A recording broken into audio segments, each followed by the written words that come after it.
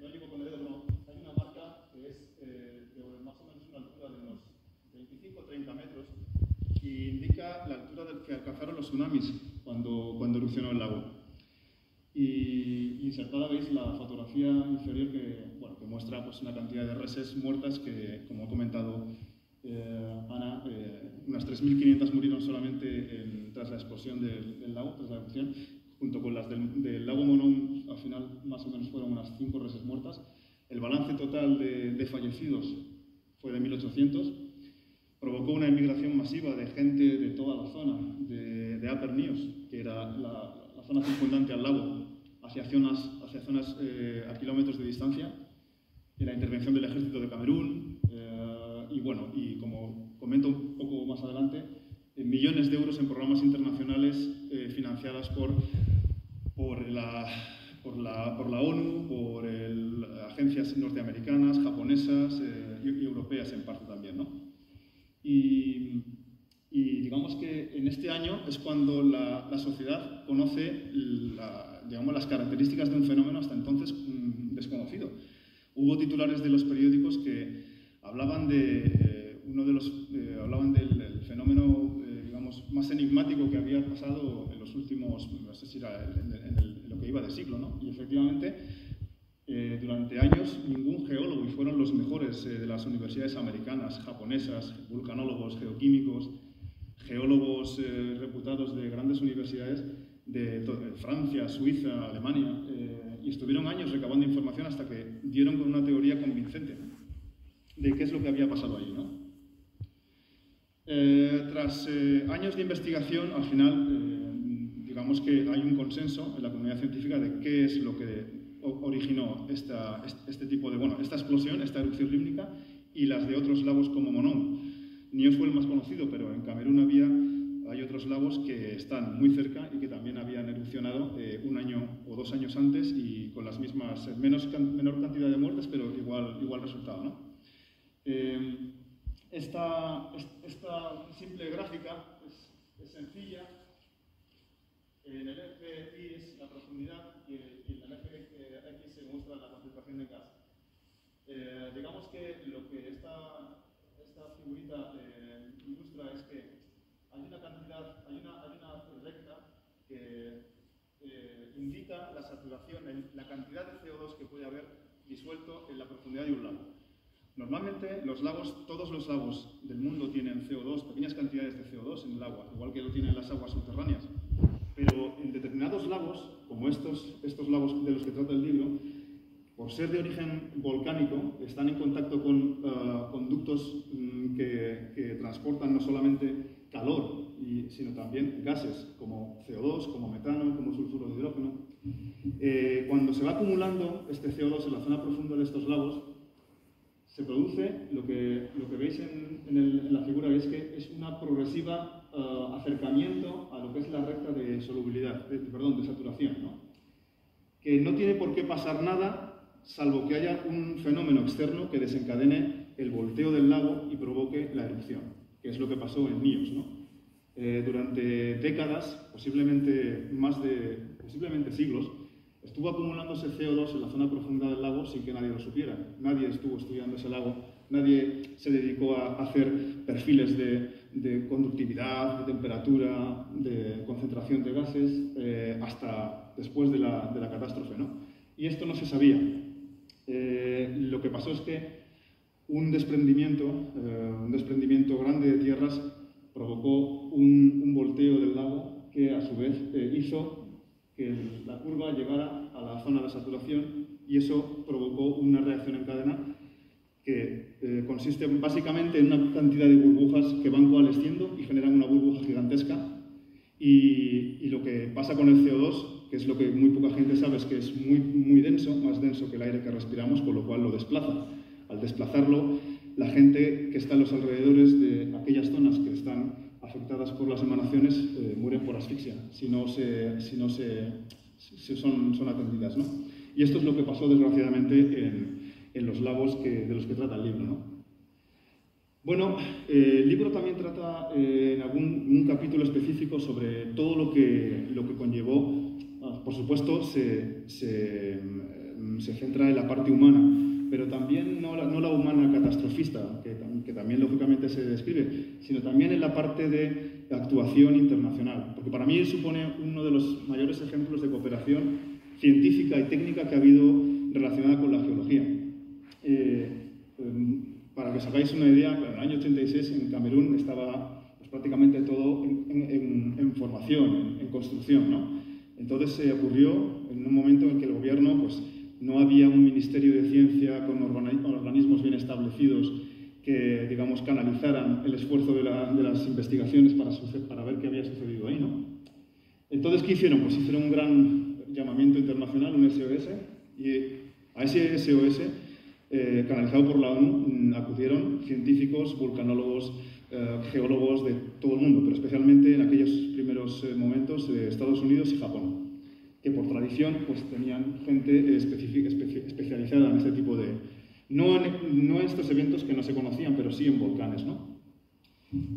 Pasaron años, desde las explosiones del año 86 hasta el 2001, fijaros estas fotos, que ilustran la instalación de algunas tuberías, algunas de ellas realmente enormes, 240 metros de profundidad y diámetros realmente importantes, que digamos, necesitaron no solamente digamos, el ingreso de millones de euros por parte de programas internacionales, sino la colaboración de gente de diversos países.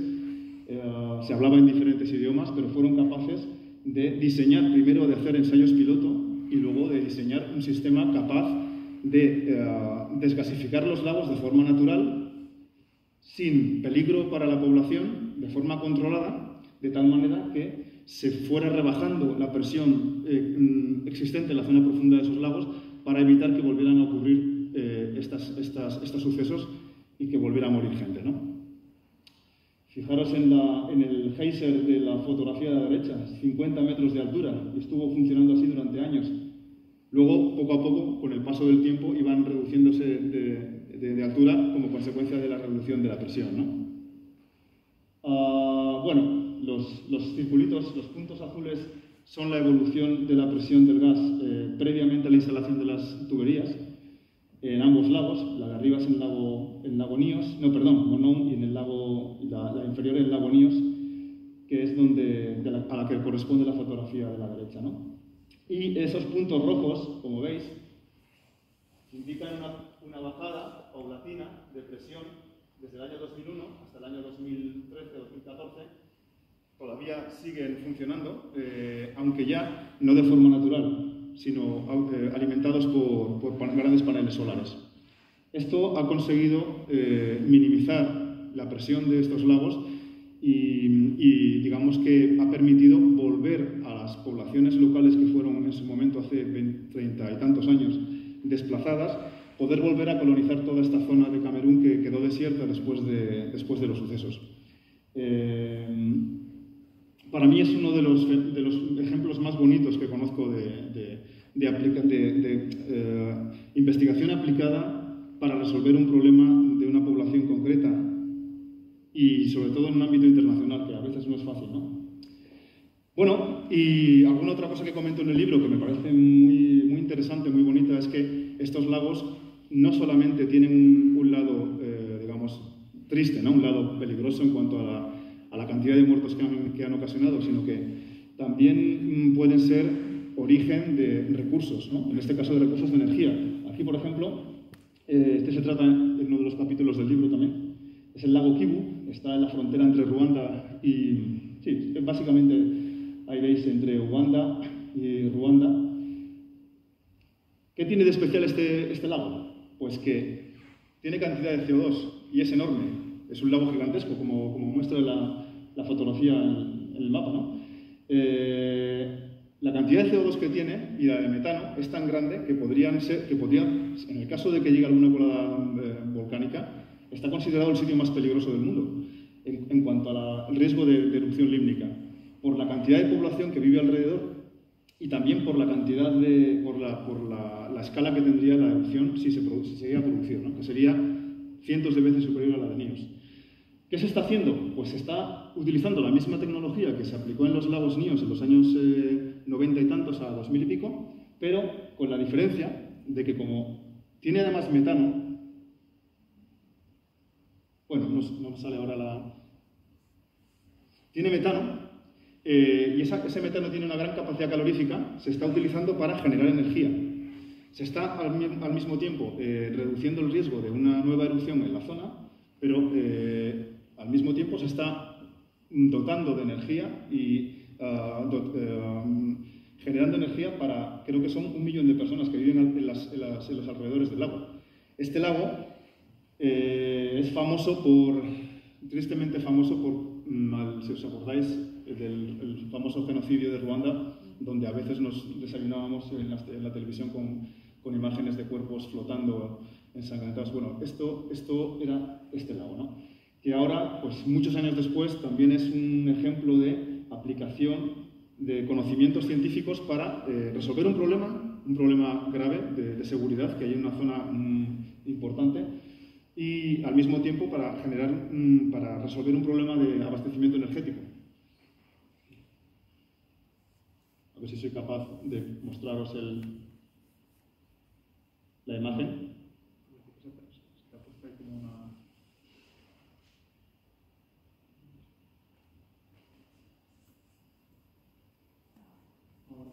Bueno, no me sale ahora, pero sí, esta es la planta energética que abastece casi 1 millón de personas con el metano que extraen, ¿no? El CO2 no tiene capacidad calorífica, no vale para eso, pero sí el metano. Y bueno, y al final también dedico un pequeño capítulo, bueno, no tan pequeño, ¿no?, del libro a lo que a mí me introdujo en el mundo de los lagos volcánicos explosivos. Yo al principio no me dedicaba a esto. Yo soy estudioso de los metales disueltos, del transporte de metales, pero empecé a interesarme por este tema por este lago que os muestro aquí, ¿no? Es una fotografía de una mina inundada en Huelva, en el caso de la Corta Guadiana, como ha comentado antes Ana.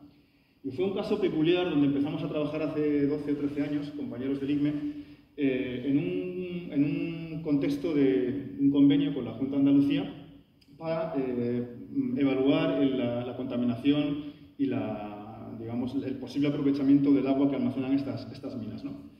Habíamos estado ya en 20 y tantos lagos y nunca habíamos visto nada anómalo, salvo el pH ácido que te quema la ropa, ¿no? Por lo demás eran más o menos pues, lo que te puedes esperar de un lago minero. Sin embargo, en este lago empezamos a detectar cantidad de anomalías, ¿no? Como por ejemplo esa imagen que os muestro de una botella Niskins de muestreo de agua profunda, que salía totalmente burbujeando, ¿no? Y que si no eras cuidadoso cuando la recuperabas, le hacía como una botella de champán cuando la descorchas, ¿no? Y empezó a interesarnos y empezamos a estudiar lo que estaba pasando aquí, y al final pues dedujimos que era un proceso similar al que habíamos leído en algún artículo relacionado con la acumulación de CO2. En este caso, evidentemente, no es de origen volcánico, no tiene nada que ver, es una corta minera, es una mina abandonada, pero una mina con rocas que tienen carbonatos diseminados, y todo el mundo sabe lo que pasa, bueno, todo el mundo, la gente que nos dedicamos a la geología sabemos que los carbonatos, cuando se disuelven en medio ácido, generan CO2.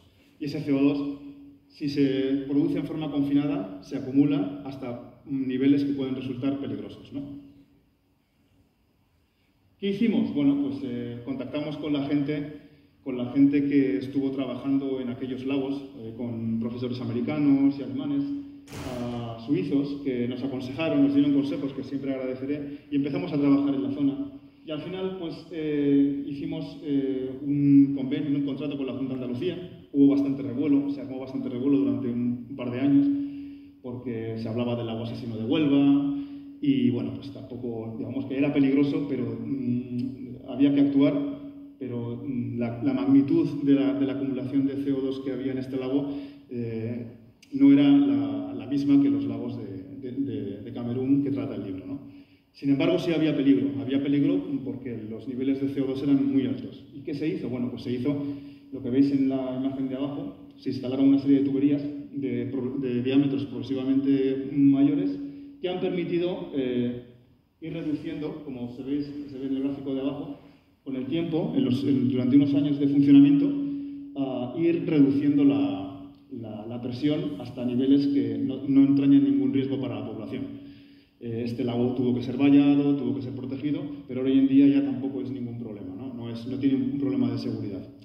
En la imagen, bueno, estoy yo con un compañero el profesor Bertland Burr de la Universidad de Heidelberg, que nos ayudó durante el proyecto. Y este fue el origen del interés nuestro en este tipo de lagos, ¿no? Como comento en el libro, al final se trata de orientar una investigación aplicada a resolver problemas concretos de la sociedad.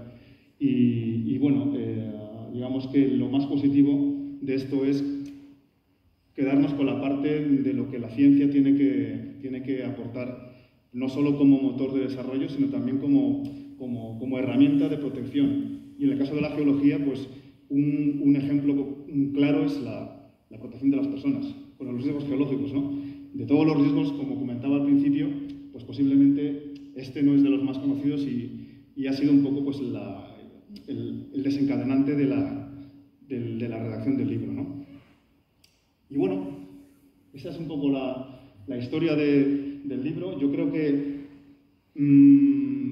lo más bonito, lo que yo más he disfrutado durante la redacción ha sido ver las historias humanas que hay detrás digamos, de los lagos de la erupción, de cómo se portó la sociedad, no la camerunesa, sino la sociedad en general, y de cómo la comunidad científica reaccionó de una forma, yo creo que ejemplar, y luego también pues, ver la cantidad de cosas que se puede hacer desde un organismo como el nuestro, ¿no? Como el ICME, pues no solamente para investigar recursos naturales o para otro tipo de cosas o para hacer difusión de todo lo que tenga que ver con la geología o las ciencias de la Tierra, sino también pues, para ayudar a proteger, ¿no? A proteger a las personas y a combatir los riesgos geológicos con conocimiento, que es lo que sabemos hacer mejor. Así que nada, a los compis del ICME que habéis venido, muchísimas gracias por haber acudido y a los demás, a Nora y al Ayuntamiento de Tres Cantos, por supuesto, muy agradecido.